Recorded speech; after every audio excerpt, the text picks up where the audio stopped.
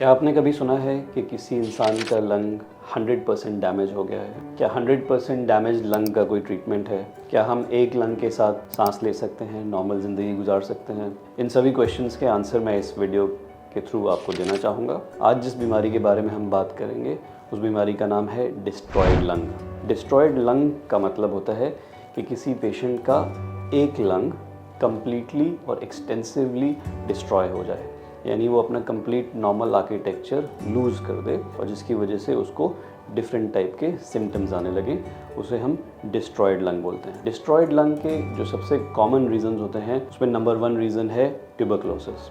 India में TB बहुत ज़्यादा कॉमन है और मेजॉरिटी ऑफ पेशेंट्स जो हमारे पास 100% लंग डिस्ट्रॉयड लेके आते हैं उनको बैकग्राउंड में कभी टीबी रही होती है। जो सेकेंड कॉज है वो है ब्रोंकाइटिस, यानी हमारी एयरवेज जो हैं वो परमानेंटली डायलेट हो जाएं, डैमेज हो जाएं, अपना आर्किटेक्चर लूज़ कर दें और उनके अंदर पस और बलगम रिपीटेडली जमने लगे। तीसरा इंपॉर्टेंट रीज़न डिस्ट्रॉयड लंग का है एस्परजिलोसिस, यानी लंग्स का एक डेडली फंगल इन्फेक्शन जो एक एस्परजिलस नाम के फंगस से होता है, उसकी वजह से एक साइड का लंग कम्प्लीटली डिस्ट्रॉय हो जाता है। जो चौथा रीज़न है वो है एम्फाइसीमा। एम्फाइसीमा मतलब लंग्स का इलास्टिक डिस्ट्रॉय हो जाना, कई बार सिगरेट स्मोकिंग की वजह से, कई बार अल्फा-1 एंटीट्रिप्सिन डेफिशिएंसी की वजह से। और जो पांचवा कॉमन रीज़न है वो है निमोनिया, स्पेशली नेक्रोटाइजिंग निमोनियाज। तो डिस्ट्रॉयड लंग के मरीज़ कैसे प्रेजेंट करते हैं अपने डॉक्टर के पास? जो कॉमन साइंस एंड सिम्टम्स होते हैं डिस्ट्रॉयड लंग के साथ वो होते हैं ब्रेथलेसनेस, यानी सांस फूलना। जाहिर सी बात है कि अगर एक लंग कम्प्लीटली डिस्ट्रॉय हो गया है तो उस मरीज़ को सांस लेने में बहुत ज़्यादा दिक्कत हो रही होगी।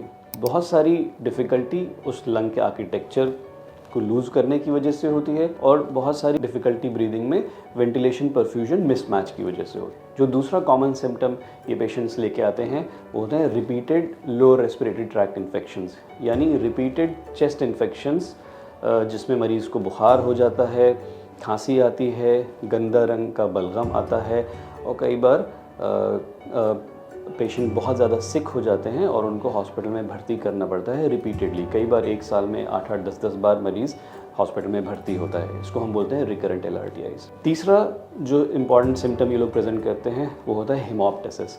क्योंकि लंग कम्प्लीटली डैमेज हो गया होता है और रिपीटेडली उसमें इन्फेक्शन हो रहा होता है तो अपने आसपास की खून की नलियों को वो उधेड़ने लगता है, जिसकी वजह से लंग्स के अंदर ब्लीडिंग होती है और वो ब्लीडिंग फिर सांस की नली के थ्रू हम खांसी करके बाहर निकाल देते हैं। कई बार ये पेशेंट्स मिनिमल हेमोप्टिसिस के साथ आते हैं, कई बार बहुत मैसिव हेमोप्टिसिस के साथ आते हैं और अक्सर ऐसी सिचुएशन में उनकी जान बचाना मुश्किल हो जाता है। चौथा जो सिम्टम होता है वो होता है लेफ़्ट टू राइट शंट और पांचवा जो सिम्टम होता है वो होता है इनेबिलिटी टू गेन वेट, यानी मरीज़ खा पी रहा है और उसके बावजूद उनका वज़न नहीं बढ़ पा रहा, बहुत ज़्यादा कमज़ोर फील कर रहे हैं बहुत ही डेबिलिटेटेड स्टेट में वो हमारे पास हॉस्पिटल में आते हैं, कई बार व्हील चेयर में, कई बार स्ट्रेचर पे। कैसे हम डिटेक्ट कर सकते हैं कि किसी को 100% डिस्ट्रॉयड लंग है?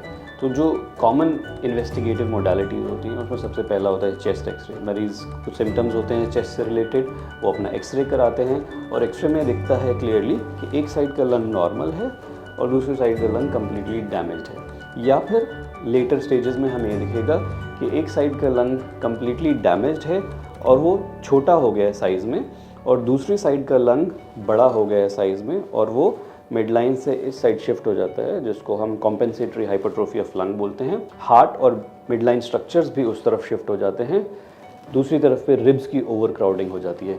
ये काफ़ी क्लासिकल एक्सरे होता है डिस्ट्रॉयड लंग का। इसको कंफर्म करने के लिए हम एक चेस्ट का CT स्कैन कराते हैं जिसमें हम एग्जैक्ट आर्किटेक्चर देख पाते हैं लंग का, कि कितना ज़्यादा डिस्ट्रक्शन है लंग में, कितनी कैविटीज़ बनी हुई हैं, कितनी सिस्ट्स हैं डिस्ट्रॉयड लंग में, कितना फाइब्रोसिस है, दूसरा लंग कैसा है, दूसरे लंग में कहीं कोई इन्फेक्शन तो नहीं पहुंचा, हार्ट बीच में है या शिफ्ट हो गया है मिडलाइन से, मीडियास्टनल स्ट्रक्चर्स शिफ्ट हुए हैं या नहीं शिफ्ट हुए हैं, रिब्स कितनी ओवर क्राउडेड हैं, ये सारी चीज़ें हम CT में ज़्यादा बेहतर देख पाते हैं। तीसरा टेस्ट होता है ब्रोंकोस्कोपी। ब्रोंकोस्कोपी में हम नाक के ज़रिए एक दूरबीन डालते हैं लंग्स में, वहाँ से वहाँ का बलगम और गंदा पानी ले लेते हैं जिसको ब्रोंकियोअल्वेओलर लवाज बोलते हैं, उसको हम माइक्रोबायोलॉजी लैब में भेजते हैं ये चेक करने के लिए कि इसमें कोई बैक्टीरिया, फंगस या वायरस तो नहीं ग्रो कर रहा है और उसको दवाइयों से ट्रीट करते हैं। चौथा जो टेस्ट होता है वो होता है perfusion scan, lung perfusion scan या VQ स्कैन्स। पांचवा टेस्ट होता है पल्मोनरी फंक्शन टेस्ट, जिसमें हम चेक करते हैं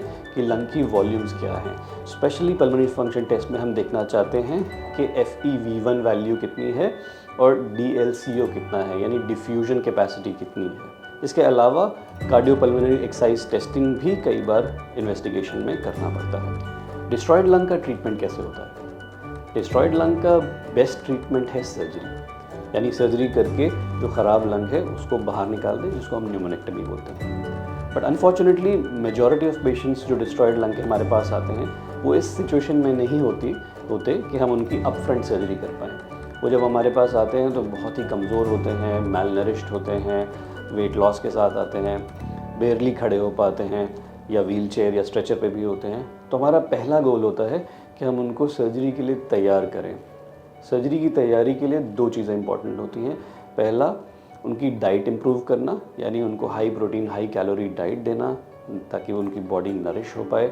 अगर वो मुंह से नहीं अच्छे से खा पा रहे हैं तो टेम्परेली कई बार हम एक नाक में नली डाल देते हैं, एक राइल्स ट्यूब डालते हैं पेट में, जिससे हम कॉन्स्टेंटली उनको फीड कर सकते हैं, अपार्ट फ्रॉम वो मुंह से भी खा सकते हैं, ताकि जल्दी थोड़ा सा वेट गेन हो और बॉडी में स्ट्रेंथ आए सर्जरी से डील करने के लिए। सर्जरी के लिए जो दूसरी तैयारी होती है उसमें हम उनको थोड़ा सा कार्डियोपल्मोनरी रिहैबिलिटेशन कराते हैं। एक फिजियोथेरेपिस्ट को हम अलॉट कर देते हैं उनको, जो उनको ब्रीदिंग एक्सरसाइजेज और फिजियोथेरेपी सिखाता है, जिससे उनका पोस्ट ऑपरेटिव आउटकम बेहतर हो पाता है। जब मरीज़ सर्जरी के लिए तैयार हो जाता है, फिट हो जाता है, तब हम उसकी सर्जरी करते हैं। सिर्फ एक ही सिचुएशन ऐसी होती है जिसमें हम इस फीडिंग पीरियड या नरिशिंग पीरियड के लिए वेट नहीं करेंगे और अर्जेंटली सर्जरी करेंगे।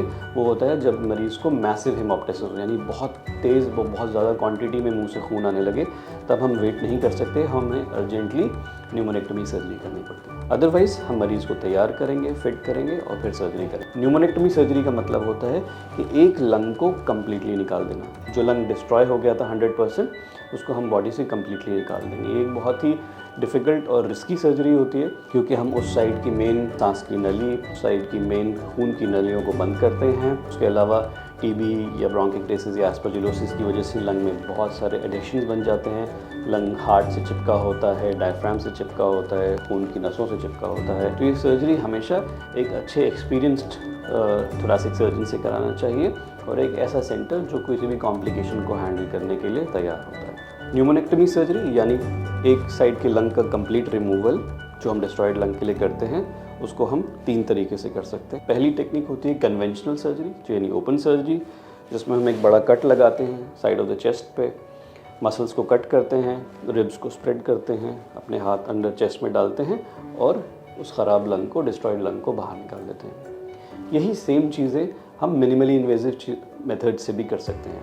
तो जो सेकेंड मोडालिटी ऑफ ट्रीटमेंट है वो है वीडियो असिस्टेड थोरैकोस्कोपिक सर्जरी, यानी एक कैमरा अंदर जाएगा, कुछ इंस्ट्रूमेंट्स अंदर जाएंगे और सेम चीज़ें जो हम अपने हाथ डाल के अंदर कर रहे थे उसको हम रेप्लिकेट करेंगे और ख़राब लंग को, डिस्ट्रॉयड लंग को बॉडी से बाहर निकाल देंगे।